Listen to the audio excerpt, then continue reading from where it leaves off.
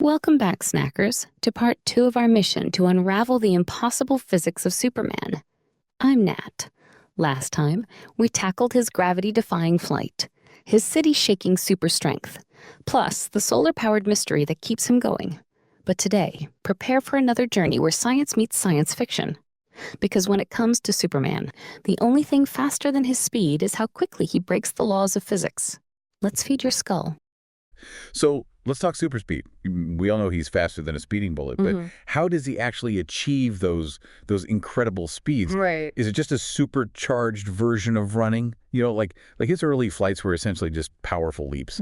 Well, that's a logical assumption, but the sources suggest that it's much more complex than that. Think about it. Superman can move at supersonic speeds, even break the sound barrier without creating sonic booms or shockwaves that would level cities. That's true. I mean, if it were just a matter of running really, really fast, the physics wouldn't add up. Right. I mean, the collateral damage would be catastrophic. Oh, exactly. And that's where our old friend, inertial mass manipulation, comes back into play. If Superman can reduce his own inertial mass, he could theoretically move at incredibly high speeds with minimal resistance. So it's like he's slipping through the air, almost like a ghost. That's a great analogy. He's not just fast, he's practically frictionless at those speeds. Well, that explains how we can, zip around without causing, massive destruction. Okay, let's move on to his super senses. I mean, hearing a whisper from miles away, seeing through solid objects, it's almost like sensory overload. How does he manage all that information without his brain, short-circuiting? Right, that's where things get really, really interesting. One of the sources dives deep into this, and they suggest that Superman might be able to manipulate the inertial mass of his own sensory organs, making them hypersensitive to stimuli. So imagine like being able to tune your ears to pick up specific frequencies or tune your eyes to perceive different wavelengths of light. So he's not just passively receiving information. Right. He's actively controlling what he senses. That's the idea. That's incredible. It's like he has a built-in biosonar system. Precisely. And speaking of seeing things, let's talk about X-ray vision. Okay, here's where I have to push back a little bit. Yeah. Is he really shooting X-rays out of his eyes? Right. Because that sounds incredibly dangerous. Yeah. Not just for Superman, but for everyone around him. You're right to be skeptical. One of the sources actually debunks this idea, pointing out that if Superman were constantly emitting X-rays, everyone in his vicinity would be receiving a lethal dose of radiation. Right. Not very heroic. Definitely not. Yeah. So what's the real explanation? How does he see through walls without, turning everyone into a human glow stick? Okay, so this is where that bioelectric aura we've been discussing comes in again. The source proposes that instead of emitting X-rays, Superman might be using his aura to perceive the cosmic radiation that constantly bombards us from space. Huh. So by filtering out certain frequencies, he can essentially see the internal structure of objects, much like an X-ray machine, but without the harmful radiation. That makes a lot more sense. Yeah. So he's not creating X-rays, he's interpreting them. Yeah, exactly. That's much safer Right. and much more clever. Okay. Now let's tackle the elephant in the room, Superman's, near invulnerability. I mean, how can he withstand bullets, explosions, even, punches from beings as strong as himself? Right. It's like he's made of some indestructible alien metal. It really is. Well, one theory is that, remember, Krypton had a much harsher environment than Earth. So Kryptonians may have evolved with these incredibly dense molecular structures, giving them this natural durability. And then when exposed to the yellow sun, those structures become even stronger, almost unbreakable. So it's a combination of nature and nurture. Exactly. His Kryptonian biology plus the supercharging effects of our sun. Oh. Okay, but there's a catch, right? I mean, we've heard about this super flare, and it sounds pretty scary. Ah, yes, the super flare. It's essentially Superman's ultimate weapon. He releases all of his stored solar energy in one massive omnidirectional blast. I mean, it can level entire cities, vaporize metal, you name it. Sounds impressive, but I bet there's a downside. A big one. After releasing a super flare, Superman is completely drained, almost like a battery that's been completely discharged. Oh, wow. It takes him almost a full day to recharge, and during that time, he's vulnerable to injury just like a normal human. Wow. Talk about a power outage. Yeah. So even Superman had his limits. It makes you wonder, what would happen if he faced an enemy who could, drain his solar energy? That's an interesting question, and it leads us to one of the most enduring mysteries surrounding Superman, kryptonite. This glowing green rock from his home planet is his ultimate weakness. It's like the ultimate Achilles heel. It is. This one element from his past can bring the Man of Steel to his knees. But how does it actually work? And why is it green? Right. These are questions that have puzzled scientists and fans for decades, even with all the scientific explanations we've discussed. Right. Kryptonite remains a bit of a mystery. It almost feels like kryptonite operates outside the realm of science. Yeah. This is more about symbolism than actual physics. That's an interesting perspective. It's like kryptonite represents a vulnerability that even Superman, with all his power, can't escape.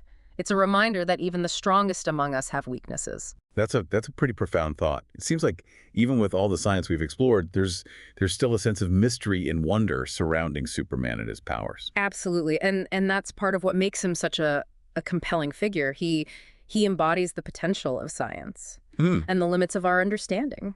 Well, we've covered a lot of ground today, from super speed and X-ray vision to the enigmatic kryptonite. We've explored the fascinating and often perplexing science behind Superman's powers. And we've received some fantastic questions from you, our listeners. Yes. Which we will tackle in the final part of our deep dive. So stay tuned for part 3, where we'll answer your burning questions and wrap up our exploration of the Man of Steel.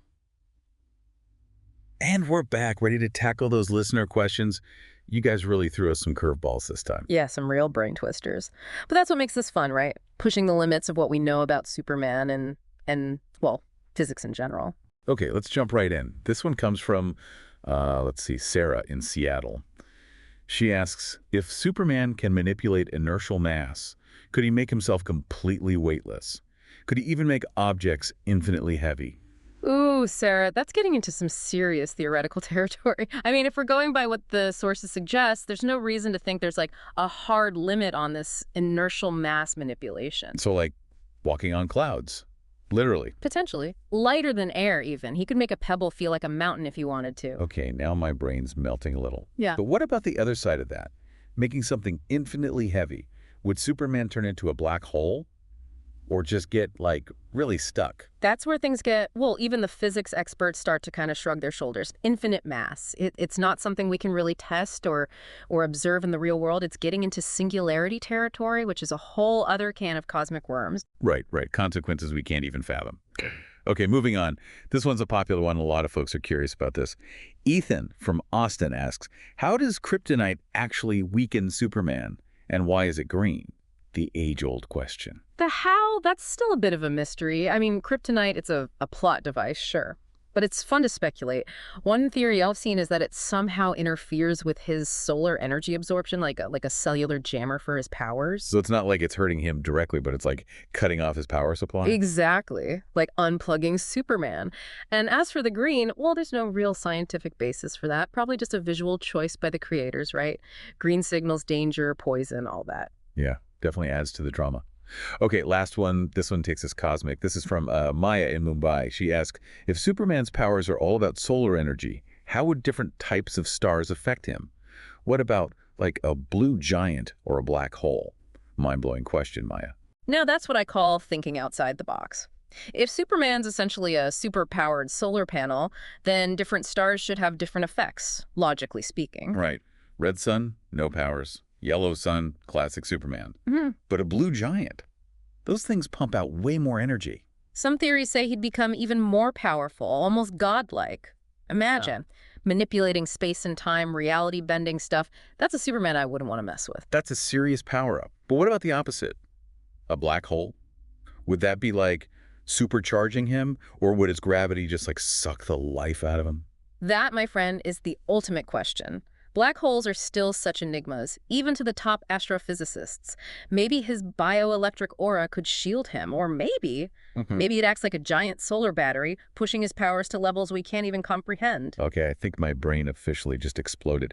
Ultimate power or ultimate doom makes you appreciate our good old yellow sun, huh? Right. There's a balance there, for sure. Well, folks, we've come to the end of our Superman science journey.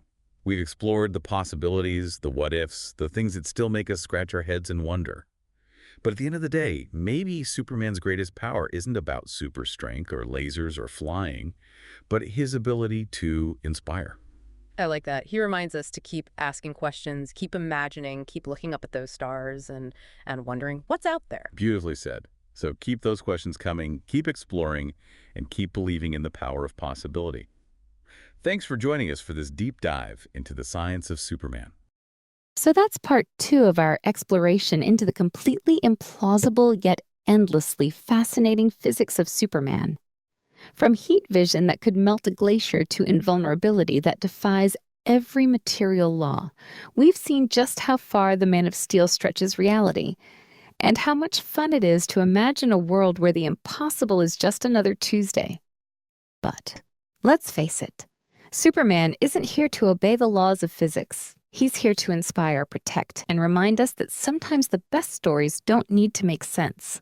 They just need to make us believe. Thanks for joining us on this wild ride.